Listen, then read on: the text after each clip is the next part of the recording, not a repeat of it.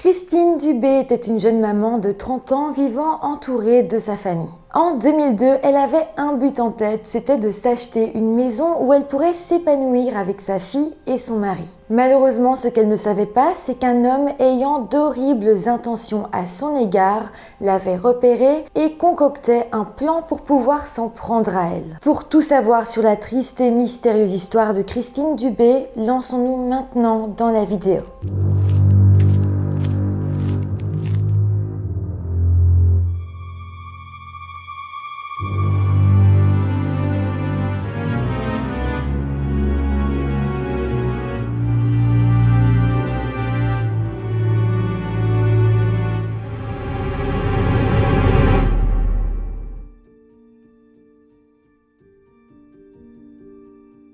Hello tout le monde, j'espère que vous allez bien. Tout d'abord, j'aimerais commencer cette introduction en vous expliquant que j'étais tombée sur ce sujet il y a déjà quelques années à présent et c'est vrai que ça m'avait énormément touchée. J'avais à cette époque envoyé un message à Kalina, la nièce de la victime, mais c'est vrai qu'à ce moment-là, c'était quand même il y a 2 ans à peu près, elle ne m'avait pas répondu tout simplement parce qu'elle ne se sentait pas prête à en parler et c'est totalement ok. Mais voilà, aujourd'hui, elle et sa famille ont décidé d'en parler à nouveau car il se pourrait bien que l'assassin de Christine puisse sortir de prison. Évidemment, on va développer tout ça dans cette vidéo, mais je voulais commencer en vous expliquant un petit peu la situation pour que vous compreniez que aujourd'hui, la vidéo que je vous fais est importante, vraiment importante. Cette vidéo, je l'ai faite en partie avec Kalina, donc sa mère était la sœur de Christine. Et même si à l'époque, Kalina était assez jeune, elle avait 5 ans, elle a quand même vécu entourée de sa famille qui a subi le choc. Elle-même a subi un énorme choc et donc elle est très bien placée pour parler de tout ça. Donc voilà, au cours de mon récit, je vous mettrai quand même quelques passages de notre discussion avec Kalina parce que je pense que la voir parler de certaines choses sera bien plus impactant. En tout cas, maintenant que vous avez le contexte, avant de commencer, je vous rappelle de vous abonner à la chaîne si ce n'est pas encore fait. Merci à tous ceux qui le feront, merci énormément à tous ceux qui sont déjà abonnés. Et puis à présent, on va se plonger dans cette triste affaire. Christine Dubé est née en 1971 et vivait au Canada, plus précisément au Québec, dans la ville de Gatineau. Alors qu'elle sortait tout juste de ses études secondaires, elle était en couple avec un homme qu'on va appeler Georges pour garantir son anonymat et très vite, elle est tombée enceinte d'une petite fille. Christine a alors construit sa vie accompagnée de son mari et sa fille, mais elle était également très proche de ses parents et également de ses 2 sœurs. Donc c'est vraiment important que vous sachiez qu'il s'agissait ici d'une famille vraiment unie. Alors en 2002, la fille de Christine avait déjà 11 ans. Et Christine, elle, travaillait en tant que représentante de fonds mutuels. Elle avait pour habitude d'aller chez ses clients à domicile afin de leur vendre des bourses d'épargnitude et son mari, lui, travaillait de nuit dans des entrepôts. Mis à part ça, Christine avait un rêve, pouvoir un jour s'acheter une belle maison où vivre avec sa fille et son mari. Mais bon, pour le moment, elle vivait dans un appartement qu'elle louait, donc un condo, comme on dit au Québec,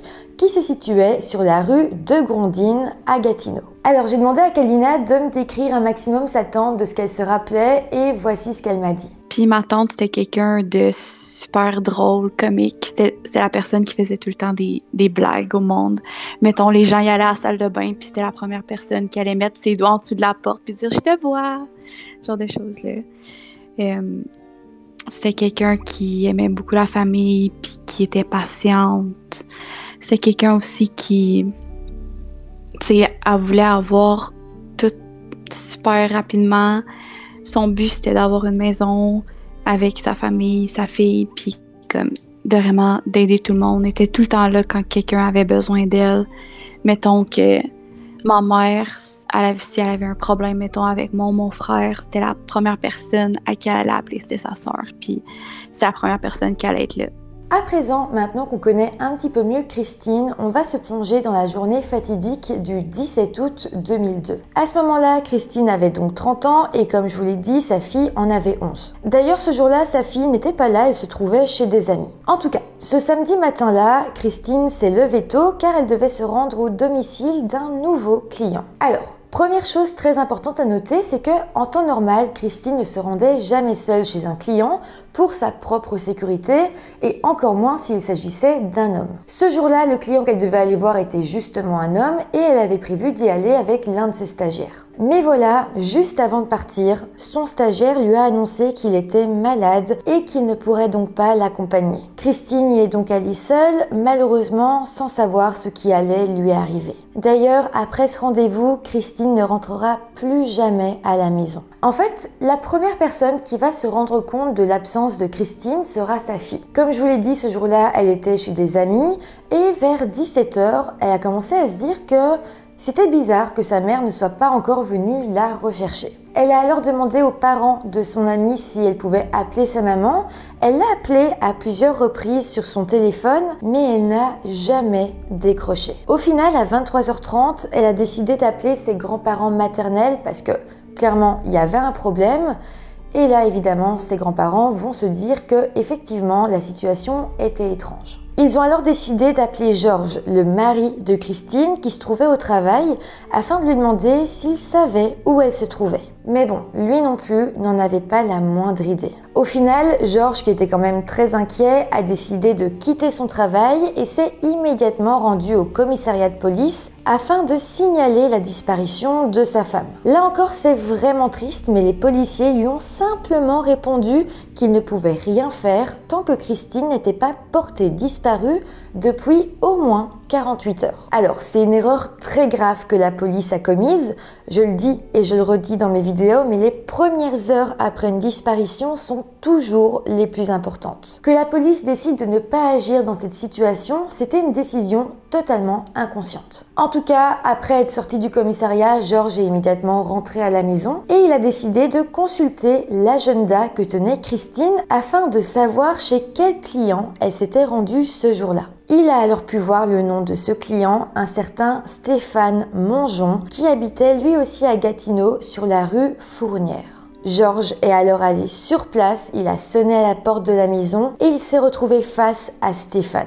Georges lui a alors demandé s'il avait des informations sur sa femme qui venait de disparaître et Stéphane lui a simplement répondu qu'il ne l'avait pas vue, qu'elle ne s'était jamais présentée à leur rendez-vous et qu'il avait d'ailleurs laissé un message vocal sur le téléphone fixe de leur maison pour les avertir. Ce fut effectivement le cas. En rentrant chez lui, Georges a pu écouter le message vocal qui avait été laissé par Stéphane le jour même vers 11h30 midi. C'était un message dans lequel il précisait que Christine ne s'était jamais présentée chez lui. Mais bon, malgré tout, Georges avait quand même un mauvais pressentiment vis-à-vis de ce Stéphane. Il le trouvait bizarre et donc il a décidé d'en informer la police. Suite à ça, des agents se sont rendus à leur tour au domicile de Stéphane. Alors, Stéphane Mongeon, c'était un homme de 30 ans, marié et père de 2 petits garçons. Il vivait dans une maison avec sa famille et il travaillait comme livreur de pièces automobiles. Il faut savoir que le samedi de la disparition de Christine, il était seul à la maison. Sa famille était en fait partie dans un chalet dans le bois à quelques heures de Gatineau. Mais voilà, dès le lendemain, le dimanche 18 août, tout le monde était revenu, donc vraiment, ce samedi-là était la seule journée où il était seul, et bizarrement, c'est ce jour-là où il avait donné rendez-vous à Christine. En tout cas, lorsque les agents se sont rendus chez lui le dimanche 18 août, ils ont vu toute sa petite famille. Tout le monde avait l'air heureux, tout avait l'air normal, et donc ils ont conclu qu'il n'y avait rien à signaler. D'ailleurs, de ce que Kalina m'a dit, la police s'est même rendue une 2e fois au domicile de Stéphane, mais ce jour-là, Stéphane n'était pas là, c'est sa femme qui a ouvert aux policiers, et clairement, elle semblait ne pas comprendre la situation, ne pas comprendre pourquoi la police s'intéressait à son mari. Clairement, elle ne savait rien. Mais voilà, mis à part ça, le dimanche 18 août, la police va faire une nouvelle découverte qui ne présageait rien de bon. Dans la journée, ils avaient en fait retrouvé la voiture de Christine garée sur le parking d'un petit complexe commercial sur la rue Grébert, donc tout près de son domicile. Ça, c'était vraiment étrange, surtout qu'il n'y avait pas la moindre trace de Christine autour de son véhicule. Déjà, je vous l'ai dit, mais sa famille avait un très mauvais pressentiment, et bien que Stéphane disait que Christine ne s'était jamais rendue à leur rendez-vous, ils avaient quand même un très gros doute sur lui. Toute ma famille a passé en avant de la maison. Ma grand-mère, ma cousine, ma tante. Puis ils sentaient tout un vibe bizarre en passant en avant de la maison. La fille de Christine, qui avait donc 11 ans à l'époque, dira plus tard en interview qu'elle se souvenait très bien de ce dimanche où on a retrouvé la voiture de sa mère et où on a su que quelque chose lui était arrivé, qu'elle avait réellement disparu. Elle se souvient qu'elle collait des affiches dans tout le quartier avec l'espoir de retrouver sa maman. C'est un souvenir qui la hante encore aujourd'hui. Mais en tout cas, au final, ce qui va mettre fin à la recherche, ce sont les aveux de Stéphane Mongeon lui-même. En fait, dans la nuit du lundi 19 août, près de 3 jours après la disparition de Christine, il se rendra au commissariat de police et avouera avoir assassiné Christine. Il expliquera qu'il a conduit son corps dans la ville de Maniwaki et qu'il l'avait caché là-bas parce que sa femme et ses enfants se trouvaient justement dans un chalet à proximité de cette ville. Il va donc dire qu'après avoir tué Christine, il avait amené son corps sur place et on avait ensuite profité pour aller voir sa famille au chalet. La police s'est alors rendue sur place et effectivement, elle a retrouvé le corps de Christine entièrement nu, enterré dans une sablière. Je sais qu'il l'avait transporté dans une poche de hockey rouge. C'est un sac de sport, le super gros, là. Ok. Enrobé de couverture. Puis qu'il l'avait enterré dans la sablière. Tous ses effets personnels, comme tout son linge, toutes ses lunettes, sa sacoche, tout ça, il l'avait mis dans le sac de sport puis il l'avait garoché dans la rivière. Fait qu'elle avait rien. Il était juste enrobé de couverture. Comme Kalina nous l'explique, Stéphane avait bien pris soin de jeter toutes les affaires de Christine dans la rivière et avait donc enterré son corps complètement nu. Les policiers ont heureusement réussi à tout retrouver et le corps de Christine a pu être envoyé auprès d'un médecin légiste. Suite à ça, la famille a donc eu accès au rapport d'autopsie et voici ce qu'ils ont découvert. Il est décédé à cause qu'il a donné des coups de pied dans la gorge. Fait qu'il est décédé par strangulation. Elle s'est faite violer à 2 reprises, me semble. Elle était décédée. Il l'a agressée quand il était décédé, puis à 2 reprises. D'ailleurs, tout ça colle parfaitement avec les aveux complets faits par son assassin. Alors, on ne sait pas vraiment pourquoi, peut-être parce qu'il avait des remords, mais Stéphane a donc tout avoué aux autorités. C'est étrange, mais au moins, ça nous permet de savoir aujourd'hui exactement tout ce qu'il s'est passé et ce qu'a enduré Christine. Je vais donc à présent vous raconter toute l'histoire par rapport à ce que Stéphane a raconté. Tout d'abord, il expliquera à la police avoir croisé Christine pour la première fois quelques jours plus tôt dans un centre commercial où elle tenait un petit stand de renseignement pour l'entreprise dans laquelle elle travaillait. En la voyant, il a comme su qu'il voulait avoir une relation sexuelle avec elle, su qu'il voulait l'agresser sexuellement et c'est pour ça qu'il a eu l'idée de prendre un rendez-vous avec elle. Il a donc convenu d'une date de rendez-vous, le samedi 17 août, où il savait que sa famille ne serait pas à la maison et il a prétexté avoir des questions sur les fonds mutuels. Et c'est donc là qu'il avait mis au point un plan pour agresser sexuellement Christine. Par contre, chose quand même assez importante qu'il va préciser, selon lui, oui, l'agression sexuelle était préméditée, par contre, il n'avait pas du tout prévu de la tuer. Alors, ensuite, il expliquera que la veille des meurtres, il avait loué des films à caractère pornographique. Il s'agissait en fait de films extrêmement violents dans lesquels il était même question de torture et il les avait regardés pendant toute la nuit précédente. Le samedi matin, Christine était alors arrivée chez lui et dès qu'elle fut entrée, il s'était jeté sur elle avec l'intention de l'agresser sexuellement. Mais voilà, Christine s'était débattue et avait lutté de toutes ses forces. Elle avait même tenté de s'enfuir, elle s'était relevée, avait essayé d'atteindre la porte, mais Stéphane l'avait finalement fait tomber et l'avait claqué contre le sol. Stéphane expliquera d'ailleurs qu'à ce moment-là, il aurait entendu une voix dans sa tête lui disant « Ne la laisse pas partir ». Suite à ça, une lutte aurait finalement eu lieu dans les escaliers menant au sous-sol de la maison et Stéphane se serait mis à donner des coups de pied à Christine et aurait même fini par la tuer en l'étranglant avec son pied sur sa gorge. Il dira par contre que son but n'avait pas été de la tuer et que par la suite, pour tenter de la calmer et même de la réanimer, il l'avait déshabillée et lui avait donné un bain. Ce détail est juste glaçant, il est juste horrible, mais en tout cas, après lui avoir donné le bain, et c'est encore plus horrible, mais il l'a agressée à 2 reprises. La suite, on la connaît. Stéphane a emballé les affaires de Christine dans un grand sac de sport rouge, l'a enveloppé dans des couvertures et a ensuite conduit jusqu'à la ville de Maniwaki où il a enterré son corps dans une sablière avant de jeter le sac avec toutes ses affaires dans la rivière. Une fois que tout fut caché, que tout fut terminé, il est ensuite allé rejoindre sa famille au chalet comme si de rien n'était. Après ses aveux, Stéphane a alors immédiatement été mis en prison en attendant son procès et il sera alors accusé du meurtre non prémédité de Christine et une enquête commencera. D'ailleurs, j'ai pu lire une chose qui est totalement folle, mais au début de l'enquête, la police a décidé d'interroger les voisins de Stéphane. Une partie d'entre eux a alors dit avoir entendu des cris le samedi matin,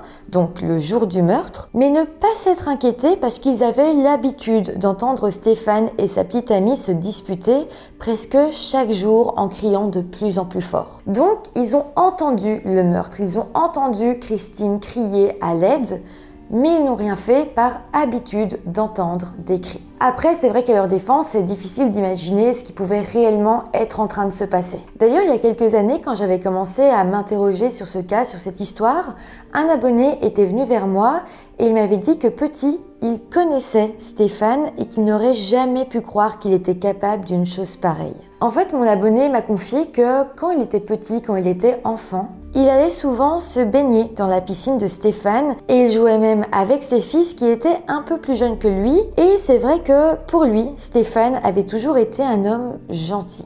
Il a donc été vraiment choqué quand cette histoire est arrivée parce que clairement, Stéphane savait cacher son jeu. Mais pour en revenir aux faits et à l'enquête, pendant que la police rassemblait des preuves en prévision du procès, Stéphane et son avocat ont commencé à préparer leur défense. D'ailleurs, dans un premier temps, l'avocat de Stéphane demandera à ce qu'il puisse passer un test psychiatrique afin de déterminer s'il était apte à subir son procès. En fait, Stéphane avait toujours insisté sur le fait qu'il était malade et donc si un psychiatre l'attestait, il aurait pu être déclaré non coupable de ses actes. Mais bon, après examen, les psychiatres détermineront que Stéphane était totalement apte à être jugé au tribunal et ils diront également que Stéphane ne souffrait d'aucune maladie mentale connue. Par contre, l'un des psychiatres qui avait parlé à Stéphane notera qu'il le croyait totalement hors de contrôle. Néanmoins, Stéphane et son avocat rappelleront qu'au moment des faits, Stéphane était sous médication et que le médicament qu'il prenait pouvait provoquer des hallucinations. Bon, j'en ai alors parlé à Kalina, je lui ai demandé si elle ou sa famille croyaient à cette histoire de médicaments qui pouvaient provoquer des hallucinations, au fait que Stéphane pouvait être malade mentalement, et voilà ce qu'elle m'a répondu. Je pense pas, vu que il cherchait de l'aide, mais il était pas capable de parler, de dire exactement c'était quoi le problème. Il prenait des médicaments, mais on s'est fait dire que c'était pas des médicaments assez forts. Il a été consulté des docteurs, mais il leur racontait pas la gravité de la situation au complet. Fait que c'est pour ça que ces médicaments, ils faisaient probablement pas les effets que c'était censé faire. Je pense pas que c'était quelqu'un qui est schizophrène, rien. Mais c'est sûr que tu dois être malade à un certain point dans ta tête si tu penses que c'est normal de violer des femmes puis de les tuer. Fait que peut-être que ça a eu une petite incidence, mais il était comme ça aussi avant.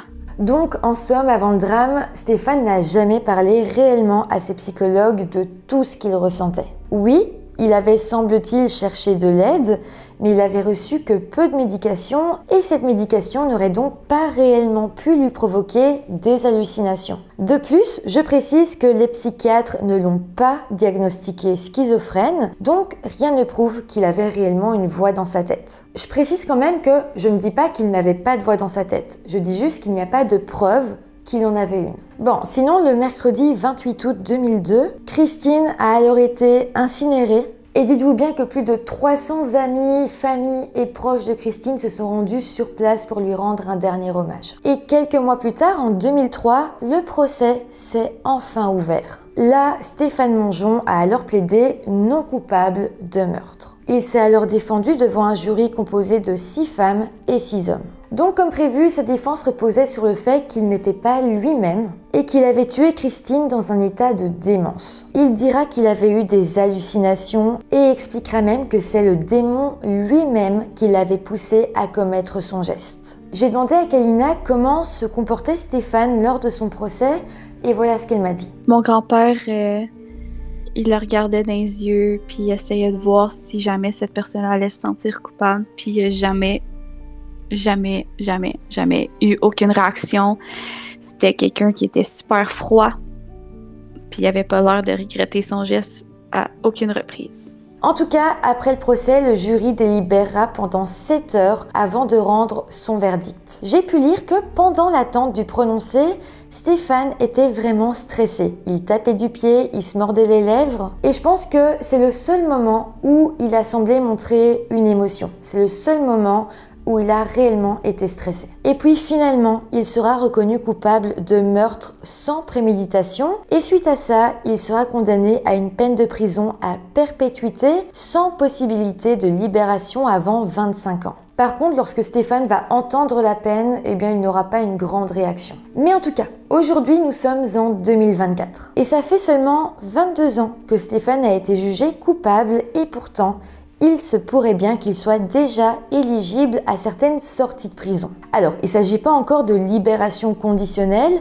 mais tout de même, c'est une première étape importante vers la libération. Alors, on peut s'en douter, mais le fait que Stéphane soit potentiellement bientôt éligible à des sorties a replongé la famille de Christine dans un véritable enfer. La mère de Christine s'est d'ailleurs exprimée à des journalistes et leur a dit « J'ai peur pour mes filles et mes petits-enfants, mais pas que ça. Je ne voudrais qu'aucune autre mère n'ait à vivre ce que je vis.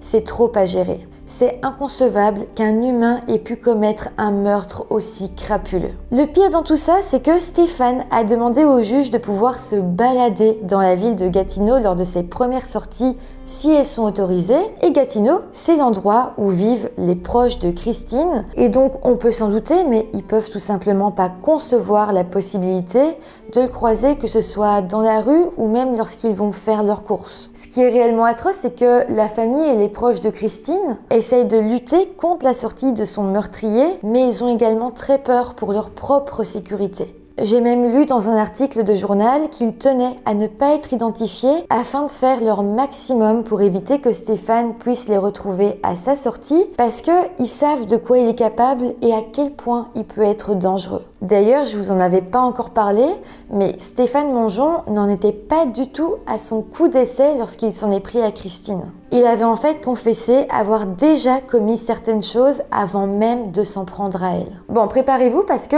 avec ce que je vais vous dire là, vous allez comprendre pourquoi la famille a aussi peur de le voir sortir de prison. Alors, en fait, un petit peu avant l'assassinat de Christine, Stéphane avait déjà échafaudé un plan pour agresser sexuellement une agente immobilière. En 2002, peu avant d'agresser Christine, Stéphane s'était rendu armé d'un couteau dans une maison modèle destinée à des clients potentiels qui souhaiteraient construire une maison similaire. Son objectif était d'agresser sexuellement l'agente immobilière. Par contre, c'est vrai que le fait qu'il ait apporté un couteau laisse supposer qu'il avait des intentions encore plus graves. Mais bon, heureusement, ce jour-là, l'agente n'était pas sur les lieux, ce qui lui a alors permis d'échapper à une attaque horrible. D'ailleurs, en constatant son absence, Stéphane avait alors été extrêmement furieux et avait même finalement vandalisé toute la maison. Mais attendez, parce que c'est loin d'être la seule chose que Stéphane ait faite dans son passé. En fait, si on se penche sur la vie de Stéphane, on peut noter que dès ses 10 ans, il a fait preuve de comportements sexuellement déviants. D'ailleurs, dans les années 1990, il a été condamné à 6 reprises pour grossière indécence. En fait, à cette époque, il s'exhibait et il se masturbait à différents endroits, parfois dans son véhicule, tout en observant des femmes. Il avait également déjà l'idée d'agresser des femmes, mais il avait confié qu'il s'était finalement abstenu par crainte de se faire prendre. On apprendra par exemple qu'un jour, dans un parc, il avait ordonné à une dame de le suivre dans un endroit vraiment isolé, dans le but de l'agresser sexuellement Mais bon, heureusement pour elle, au final, il l'avait laissé partir, sans doute là encore par peur d'avoir des ennuis. Alors, peut-être que vous vous dites que oui, il a eu un passé tumultueux, mais qu'en prison, il s'était calmé après avoir fait ce qu'il a fait à Christine, qu'il avait pris conscience des mauvaises choses qu'il avait faites. En fait, même en prison, il a continué à être un véritable pervers. Il s'est exhibé à plusieurs reprises devant une employée et a même été surpris en train de mettre sa main dans son pantalon devant une des agentes de sa libération conditionnelle. Donc, avec tout ça, on peut quand même se demander ce qui a poussé la justice à envisager des sorties et peut-être même plus tard une libération conditionnelle. En fait, paraît-il que depuis 2017, il se serait réellement calmé. Cette année-là, il a d'ailleurs consulté un psychologue qui lui a posé un diagnostic de troubles d'exhibitionnisme et de troubles de sadisme sexuel. Ce diagnostic aurait alors constitué un tournant dans la vie de Stéphane parce que après ça, en fait, il a pu recevoir des soins adaptés. La commission d'enquête a d'ailleurs notifié, en parlant de Stéphane Mongeon, il a accompli des progrès observables et mesurables. Donc, ces progrès, il les aurait d'ailleurs faits en suivant et en participant activement à différents programmes et interventions thérapeutiques. De plus, selon la prison où il se trouve, eh bien, il semble s'être tenu plus tranquille ces dernières années. D'ailleurs, l'année dernière, il a été transféré dans un établissement à sécurité minimale, donc ça voudrait dire qu'il se tiendrait vraiment beaucoup plus tranquille. D'un côté, si c'est vrai, tant mieux que cette personne arrive à soigner, tant mieux s'il arrive un jour à être lucide et à se rendre compte de tout ce qu'il a fait de mal. Mais évidemment, ces arguments sont loin de convaincre la famille de Christine de le laisser sortir. D'ailleurs, Kalina m'a aussi partagé le ressenti global de sa famille. C'est sûr que c'est encore dur aujourd'hui. À chaque fois qu'il y a des nouvelles de ce monsieur-là, pour vrai, ça nous ramène au début. Puis ça ramène comme le mal que cette personne-là a fait. C'est vraiment difficile, honnêtement. Ils pensent que cette personne-là ne sera jamais réhabilitée. Puis j'y comprends. Ils ont perdu leur fille, leur mère, leur soeur. Puis je comprends aussi vraiment le fait qu'ils veulent pas que cette personne-là se retrouve à Gatineau. Ils ont peur pour eux, ils ont peur pour nous, ils ont peur pour ma cousine. Imagine croiser ce monsieur-là à l'épicerie. Moi, je pourrais pas. Je sais pas qu'est-ce que je ferais si je verrais cette personne-là dans la rue. Je serais probablement figée, puis c'est pas quelqu'un que je me sentirais en sécurité s'il serait dans ma ville. Vraiment pas. Ce gars-là, il a ruiné ma vie au complet, puis celle de toute ma famille au complet. La fille de Christine, qui est grande maintenant, a d'ailleurs parlé de Stéphane Mongeon auprès d'un journal québécois et voilà ce qu'elle a dit. Même s'il a le meilleur comportement en prison, ce qu'il a fait ne pourra jamais être réparé. Ça ne s'efface pas comme crime. En fait, personnellement, j'ai vraiment pu constater que même des années plus tard, la famille reste extrêmement choquée par tout ce qui s'est passé et par la cruauté dont a fait preuve l'assassin de Christine. La sœur de Christine a d'ailleurs pris la parole pour le Journal de Montréal et a déclaré « J'en fais encore des cauchemars. On cherchait Christine dans les bacs de déchets, dans les champs et les fossés, avec la peur de marcher sur son corps. On savait que quelque chose de grave s'était passé. C'est très traumatisant. » En tout cas, le 25 septembre 2024, donc dans quelques jours seulement, une nouvelle audience pour une demande de sortie va avoir lieu. Il ne s'agit donc pas d'une libération totale, mais d'une demande de sortie à Gatineau. Ça signifie donc que l'assassin de Christine pourrait se promener dans la rue en toute liberté et évidemment c'est le premier pas vers une libération totale. Voilà, c'est comme ça que pour le moment se termine cette affaire. S'il y a du nouveau, je vous le mettrai en barre d'infos. Sans doute que la famille va lire les commentaires, donc n'hésitez pas à leur envoyer tout leur soutien. Je pense qu'ils en ont besoin dans cette période difficile. Partagez cette vidéo un maximum. Leur but, c'est que cette histoire se fasse connaître le plus possible. Donc voilà, parlez-en autour de vous, surtout si vous venez du Québec. En tout cas, j'espère que tout ça vous aura intéressé, vous aura touché. N'hésitez pas à mettre des petits pouces en l'air, ça m'aide beaucoup, ça aide à ce que la vidéo soit vue le plus possible. N'oubliez pas non plus de vous abonner à la chaîne si vous voulez soutenir mon travail. Et moi, je vous dis à très bientôt pour une nouvelle vidéo. Bye!